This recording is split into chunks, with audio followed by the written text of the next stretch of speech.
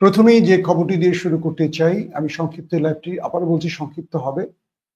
প্রথম যে খবরটি সেটি হলো পুতিন এবং ডোনাল্ড ট্রাম্পের মধ্যে আগামীকাল আলাক্সা হতে যাচ্ছে এল ক্লাসিকো। ইতিমধ্যে ডোনাল্ড ট্রাম্প পুতিনকে উদ্দেশ্য করে হুঁশিয়ারি দিয়ে বলেছেন, যুদ্ধ বন্ধে রাজি না হলে ভয়াবহ পরিণতি ভোগ করতে হবে পুতিন কিংবা রাশিয়াকে। অর্থাৎ আগামীকালকে এই হাই ভোল্টেজ ম্যাচটি হতে যাচ্ছে, যেটার দিকে পুরো পৃথিবীর নজর। কারণ বলা হচ্ছে যে এই আলোচনা থেকে হয়তোবা যুদ্ধ বন্ধ হতে পারে। এখন রাশিয়া কি ডোনাল্ড ট্রাম্পের এই প্রস্তাবে রাজি হবে কি হবে না, সেটি নিয়েই মোটামুটি এখন আলোচনা। বলা হচ্ছে যে ডোনাল্ড ট্রাম্প এর আগেও একবার 50 দিন, একবার 10 দিন, এরকম কয়েক দফা আলটিমেটাম দিয়েছিল, যার ফলশ্রুতিতে রাশিয়া ডোনাল্ড ট্রাম্পকে নাটকীয় ব্যক্তি বলেছিলেন যে আপনারা এই নাটকীয় সিদ্ধান্ত রাশিয়া গ্রহণ করছে না। দর্শক, ডোনাল্ড ট্রাম্পের পক্ষ থেকে বলা হয়েছে যে আলাক্সায় যে বৈঠকটি হতে যাচ্ছে দু প্রেসিডেন্টের মধ্যে, এতে যদি রাশিয়া যুদ্ধ বন্ধে রাজি না হয়, আমেরিকা রাশিয়াকে সবচেয়ে ভয়াবহ দিন উপহার দেবে। তবে কি পদক্ষেপ নেবে ডোনাল্ড ট্রাম্প রাশিয়ার বিরুদ্ধে, সেই ব্যাপারে স্পেসিফিক তিনি কিছু বলেননি। ইউক্রেন প্রেসিডেন্ট ভ্লাদিমির জেলেনস্কির সহ ইউরোপীয় নেতাদের সাথে একটি ভার্চুয়াল বৈঠকে যোগ দিয়েছিলেন ডোনাল্ড ট্রাম্প, এবং সেই বৈঠকের এক ফাঁকে পুতিন শান্তি আলোচনার বিষয়ে কথা বলেন। আবার ইউক্রেনের প্রেসিডেন্ট ভ্লাদিমির জেলেনস্কি ইউরোপীয় নেতাদের সাথে একটি ভার্চুয়াল বৈঠকে ট্রাম্পের যে মন্তব্য করেছেন, এটিকে বলছেন একটি ধাপ্পাবাজি। বুঝতে পারছেন এই কথাটি কে বলছেন? ইউক্রেনের প্রেসিডেন্ট ভ্লাদিমির জেলেনস্কি বলছেন যে জেলেনস্কি বলেছিলেন যে পুতিন শান্তি আলোচনা নিয়ে ধাপ্পাবাজি করছেন। আবার ইউক্রেনের যুদ্ধ বন্ধের লক্ষ্যে আলোচনা করতে আমেরিকা যে বৈঠকটি করছে, এই ব্যাপারে ইউক্রেনীয়রা তারা ধারণা করছে এখান থেকে কোনো ফলাফল রেজাল্ট, মানে কোনো ভালো ফলাফল আসবে না। দর্শক, এখন এই মুহূর্তে ডোনাল্ড ট্রাম্প যে আবারও রাশিয়াকে হুমকি দিল, তার পাল্টা হুমকি রাশিয়ার পক্ষ থেকে কখন আসবে সেটা আমরা নিশ্চিত করে বলতে পারছি না। কিন্তু একদিন আগেই ট্রাম্পের এই বৈঠকটি বা ট্রাম্পের এমন হুঁশিয়ারি ভ্লাদিমির পুতিনের জন্য একটু বিব্রতকর আশা করা যাচ্ছে। ইসরায়েলের প্রধানমন্ত্রী বেনিয়ামিন নেতানিয়াহু নরওয়ে পা রাখলেই তাকে গ্রেফতার করা হবে। নরওয়ের উপ পররাষ্ট্রমন্ত্রী আন্দ্রিস ক্রভিচ এই হুঁশিয়ারি উচ্চারণ করেছে। আন্তর্জাতিক আদালতে নেতানিয়াহুর বিরুদ্ধে মামলা রয়েছে, কিন্তু আমেরিকা আন্তর্জাতিক আদালতের এই নির্দেশকে অমান্য করে একাধিকবার মিস্টার কি বলবো যে ইসরায়েলের যে প্রধানমন্ত্রী বেনিয়ামিন নেতানিয়াহু তাকে আমন্ত্রণ জানিয়েছে, একবারও গ্রেপ্তার করেনি। কিন্তু নরওয়ের উপ পররাষ্ট্রমন্ত্রী তিনি জানিয়ে দিয়েছেন নরওয়েতে পা রাখলেই ইসরায়েলি প্রধানমন্ত্রীকে গ্রেফতার করা হবে।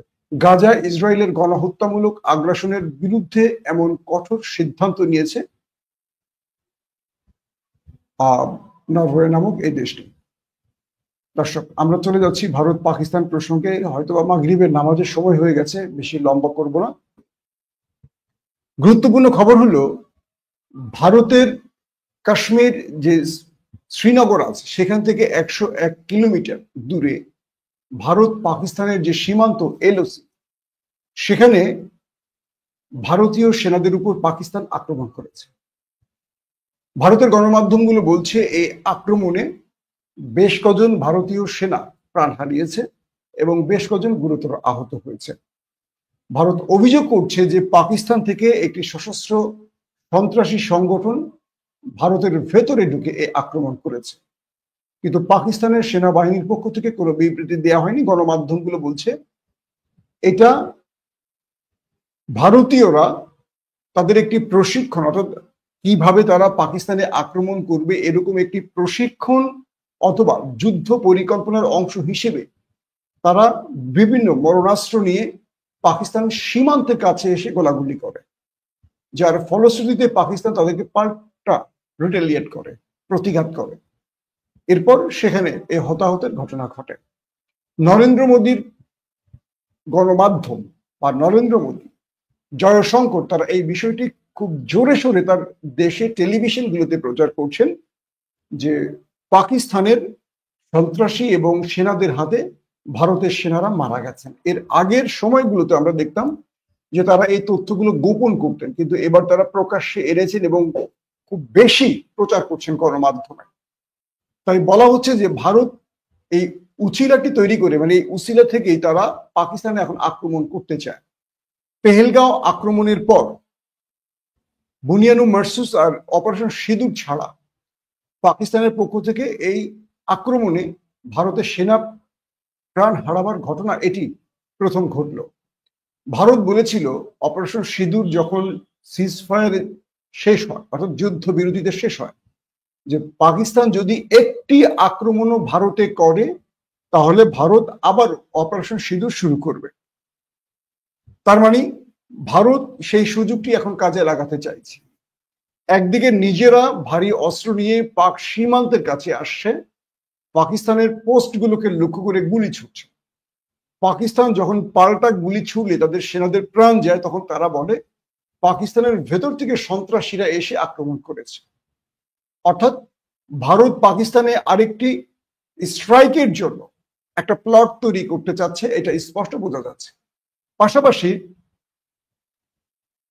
ভারতের বিভিন্ন এজেন্সি, ভারতের বিভিন্ন রাষ্ট্রীয় নিরাপত্তা বাহিনীগুলো তারা যুদ্ধের চূড়ান্ত মহড়া চালিয়ে যাচ্ছে। যে কোনো সময় তারা পাকিস্তানে স্ট্রাইক চালাবে এমন ঘোষণাও আসছে। আজকে ছিল পাকিস্তানের যেটা কি প্রতিষ্ঠা বার্ষিকী বলতে পারি, জন্মদিন, তারা বলে আজাদি। তো এই আজাদি দিবসটি পাকিস্তান ব্যাপক শোডাউনের মাধ্যমে পালন করেছে এবং সাম্প্রতিক যুদ্ধে পাকিস্তান তাদের যে যুদ্ধ বিমান বা যেই সামরিক অস্ত্রগুলো ব্যবহার করে ভারতকে পরাজিত করেছে সেগুলোকে আজকে প্রকাশ্যে এনেছে। সেখানে দেখা গেছে J-10C-17 থান্ডার, F-16 সহ নানান অস্ত্র, এবং এমন এমন কিছু অস্ত্র পাকিস্তান সবার সামনে উন্মোচন করেছে। অর্থাৎ ভারতকে মেসেজ দিচ্ছে যে তুমি আমার দেশে আক্রমণ করতে চাও তাহলে একবার এই দৃশ্যগুলো দেখো। এবং পাকিস্তান জনসম্মুখে যে অস্ত্রগুলো এনেছে, এর আগে পাকিস্তানের সামরিক অস্ত্র ভান্ডারে এগুলোর নাম আমরা শুনিনি। কিছু গণমাধ্যম বলছে পাকিস্তান সাম্প্রতিক সময় তারা ভয়াবহ কিছু অস্ত্র হাতে পেয়েছে এবং তারা ফাতে মিসাইল 1, 2, 3, 4 এগুলো প্রদর্শন করেছে, শাহিন প্রদর্শন করেছে। কয়েকটি সূত্র বলছে যে তারা চীনের তৈরি 35 পঞ্চম প্রজন্মের যুদ্ধ বিমানেরও মহড়া দিয়েছে। এই বিষয়টি আমি এখনো চূড়ান্ত হতে পারিনি, হয়তো রাতে আপনাদের জানিয়ে দিব। তবে কয়েকটি সূত্র দাবি করেছে যদি এটি পাকিস্তানের হাতে চলে আসে তবে ভারতের জন্য সবচেয়ে বড় দুঃসংবাদ, কারণ পঞ্চম প্রজন্মের যুদ্ধ বিমান এখনো ভারতের হাতে পৌঁছয়নি।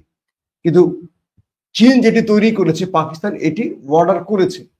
এখন এই প্রশিক্ষণের মানে আজকের এই স্বাধীনতা দিবসের জন্য চীন কি পাকিস্তানকে কিছু 35 দিয়েছে এটা নিশ্চিত হতে আমাদের হয়তো রাত পর্যন্ত সময় লাগবে। তবে কিছু কিছু সূত্র বলছে যে হ্যাঁ, 35 আজকে পাকিস্তানের আকাশে উড়েছে, কারণ এগুলো আজকে দিনব্যাপী পাকিস্তানের জনগণের জন্য উন্মুক্ত ছিল এবং সেখানে বিভিন্ন রকম অনুষ্ঠান হয়েছে। পাকিস্তানের যারা বিগত বুনিয়ানু মারসুসের সাফল্যের সাথে ভারতকে পরাজিত করেছে তাদেরকে ক্রেস্ট দেওয়া হয়েছে, সংবর্ধনা দেওয়া হয়েছে, তাদেরকে বিরচিত সংবর্ধনা দেওয়া হয়েছে পাকিস্তানে। দর্শক, তো ভারতের এই মুহূর্তে দুটো টার্গেট, অর্থাৎ ব্রিটেন আমেরিকার মতো ভারতকে যে কোনো সময় স্যাংশন দিতে পারে বা ট্যারিফ দিতে পারে, এই তথ্যটি নরেন্দ্র মোদীর কাছে পৌঁছে গেছে।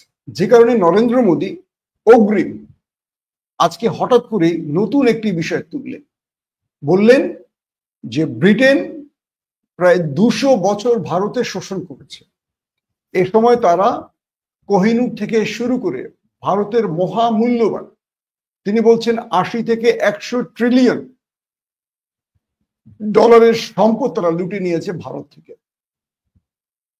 ভারত বলছে যে আমরা ব্রিটেনের কাছ থেকে দাবি করছি আমাদের যেই সম্পদ তারা লুটে নিয়েছে সেগুলো আমাদের ফেরত দেখ, এবং যেই পরিমাণ মানুষকে তারা হত্যা করেছে ভারতবর্ষ দখলের নামে তাদের ক্ষতিপূরণ দেখ। অর্থাৎ নরেন্দ্র মোদী নতুন করে আবারও বাজারে উপমহাদেশকে যে ব্রিটিশরা দখল করেছিল সেই বিষয়টি টেনে এনেছেন ব্রিটেনকে নতুনভাবে চাপে ফেলতে। কারণ ব্রিটেন শিগগিরই আমেরিকার পথ ধরে ভারতের উপর ট্যারিফ যোগ করতে পারে এই আশঙ্কা থেকে।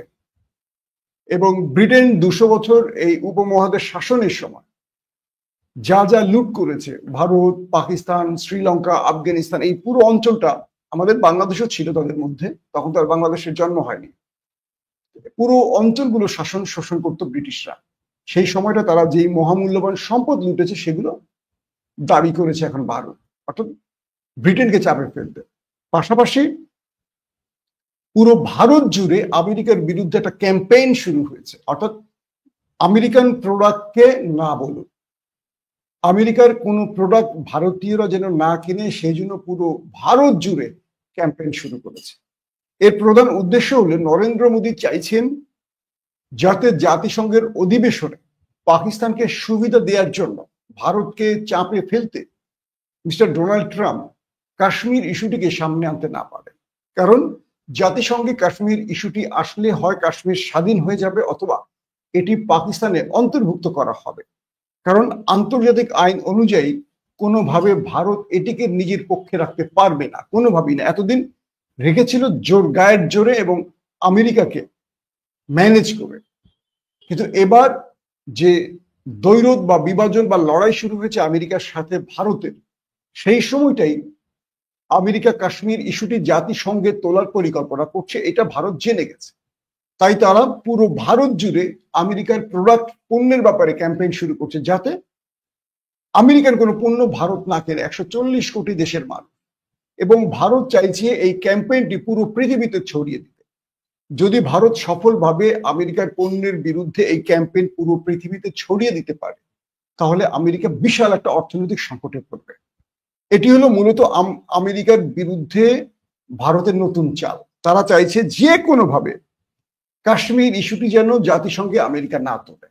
আর অন্যদিকে পাকিস্তান সর্বোচ্চ আমেরিকার বন্ধু সেজে তার পাশে ঘুরঘুর করছে। অর্থাৎ এই কদিন আগে প্রায় 60 দিনের মধ্যে 2 বার আমেরিকা সফর করেছেন পাকিস্তানের সেনাপ্রধান ফিল্ড মার্শাল আসিম মনির। এবং সাম্প্রতিক সময় বলা হচ্ছে যে পাকিস্তানের সাথে আমেরিকার সবচেয়ে ভালো সময়টি যাচ্ছে এই কয়েক মাসে। অন্যদিকে ভারতের সাথে সবচেয়ে খারাপ সময় যাচ্ছে। ট্যারিফ, স্যাংশন থেকে শুরু করে নানান রকম প্রতিক্রিয়া শুরু হয়ে গেছে। এবং আগামীকালকে একটা বড় সারপ্রাইজ ভারত পেতে পারে, কারণ আগামীকাল রাশিয়ার সাথে ডোনাল্ড ট্রাম্পের আলাস্কার যে বৈঠক, সেখান থেকে ভারতের আগামীর ভবিষ্যৎ নির্ধারণ হতে পারে। তো সবকিছু মিলে ভারত চাইছে এখন পাকিস্তানের সাথে একটা যুদ্ধ ছড়িয়ে দিতে। তারা যে কোনোভাবে এই যুদ্ধটা ছড়িয়ে দেওয়ার জন্য নানান রকম ছুতো খুঁজতেছে। সেই ছুতোর অংশ হিসেবে সীমান্তে তারা পাকিস্তানিদের উপর ফায়ার করে, পাকিস্তানিরা পাল্টা ফায়ার করলে তাদের সেনা মারা যায়। আর এতে করেই তারা এখন যুদ্ধের সুযোগটি হাতিয়ে নিচ্ছে, বা এই সুযোগই তারা পাকিস্তানে আক্রমণ করতে চায়। ভারতের বিভিন্ন গণমাধ্যম বলছে যে কোনো সময় পাকিস্তানে বড় স্ট্রাইক চালাবে, এবং ভারতের এবারের লক্ষ্য শুধু স্ট্রাইক চালিয়ে ফিরে আসা না, তারা যেটা আজকে নরেন্দ্র মোদী তার বক্তব্যে বলেছেন, তারা বিশ্বাস করে না পাকিস্তান আলাদা কোনো রাষ্ট্র। তারা মনে করেন পাকিস্তান এবং বাংলাদেশ যে ভূমিটি, এটি ভারতের অংশ, এটা ব্রিটিশরা অন্যায়ভাবে ভাগ করেছে। তার মানে নরেন্দ্র মোদী আবারও পাকিস্তান এবং ভারতের মালিকানা দাবি করছেন আন্তর্জাতিক বিশ্বের কাছে। বিষয়টা বুঝতে পারছেন? নরেন্দ্র মোদী তিনি এখন ফুল ফ্রেমে একটা বড় ক্যাচার লাগাতে চাচ্ছেন এই এশিয়াতে, দক্ষিণ এশিয়াতে। তিনি বলছেন যে ভাগ ব্রিটিশরা করছে এটা অন্যায্য, এটা অন্যায়, এবং পাকিস্তান আমাদেরই ভূখণ্ড, এটা কোনো আলাদা রাষ্ট্র না, বাংলাদেশও তাদের অংশ। তার মানে এখন বাংলাদেশ আর পাকিস্তান নরেন্দ্র মোদীকে তুলে দাও। দেখেন কোন রকম কেওয়াজে ঢুকছে নরেন্দ্র মোদী।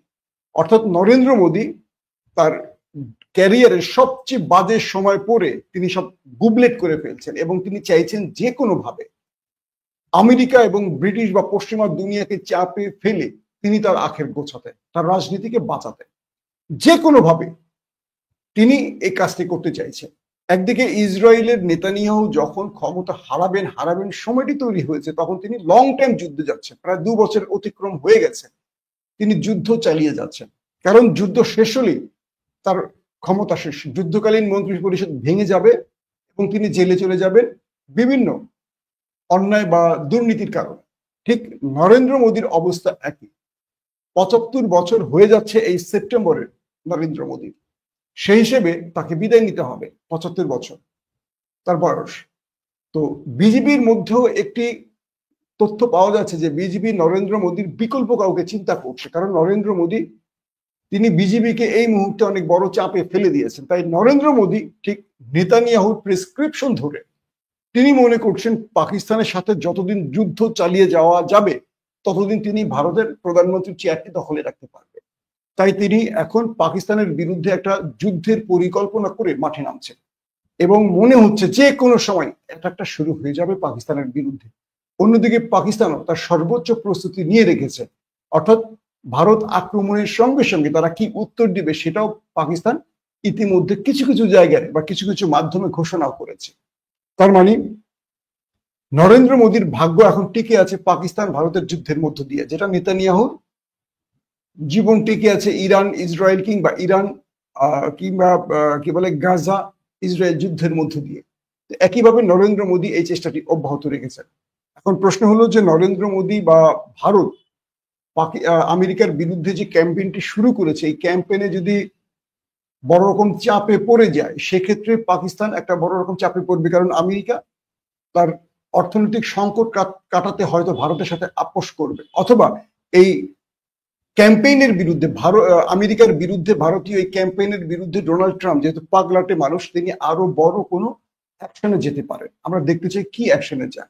তবে কাশ্মীর ইস্যুটি অবশ্যই আন্তর্জাতিক পরিমণ্ডলে বিশ্বের সকল মুসলিম দেশগুলোর উচিত হবে চাপ দিয়ে এখন আদায় করে নেওয়া। অর্থাৎ ডোনাল্ড ট্রাম্প যেহেতু ভারতের বিরুদ্ধে ক্ষেপে আছেন, এই সুযোগটি এখন আমাদের কাজে লাগাতে হবে। আমি মনে করি প্রফেসর ইউনূস সরকার এই সুযোগটি কাজে লাগাতে পারেন। আন্তর্জাতিকভাবে তার গুরুত্ব অনেক। তবে দুঃখজনক হলেও সত্য, কালকে কিছু খবরপত্রে দেখলাম কাশ্মীরের 130 জন ছাত্রী যারা বাংলাদেশে পড়তে এসছেন তাদের যেটাকে স্কলারশিপ বলি আমরা, এটাকে মানে এখানে যে তারা যে ভিসা প্রক্রিয়া সেখানে আটকে গেছে। হয়তো আমেরিকা ইসরায়েলকে খুশি করার জন্য আমাদের ইন্টারিম গভর্নমেন্ট এই কাজটি করছেন কিনা জানি না। অতি দ্রুত সরকারের কাছে দাবি করব কাশ্মীরের যে বোনেরা বাংলাদেশে স্কলারশিপ নিয়ে পড়তে আসতে চেয়েছিলেন তাদের ভিসাগুলো দিয়ে দিন। একদিকে আমাদের বোনদেরকে সেখানে হত্যা করা হচ্ছে, আর তারা উচ্চ শিক্ষার জন্য বাংলাদেশে আসতে চাইছেন, আর আমাদের সরকার তাদের ভিসা দিচ্ছেন না। এটা খুবই দুঃখজনক, এটা লজ্জা। আমাদেরকে মাঠে নামাবেন না, এই সরকারকে উদ্দেশ্য করে বলছি। যদি আমরা খুব শিগগিরই পজিটিভ কোনো ফলাফল না পাই আমরা বাধ্য হব মাঠে নামতে। এটা ইউনূস সরকারের জন্য ভালো হবে না। প্রত্যেকে ভালো থাকবেন।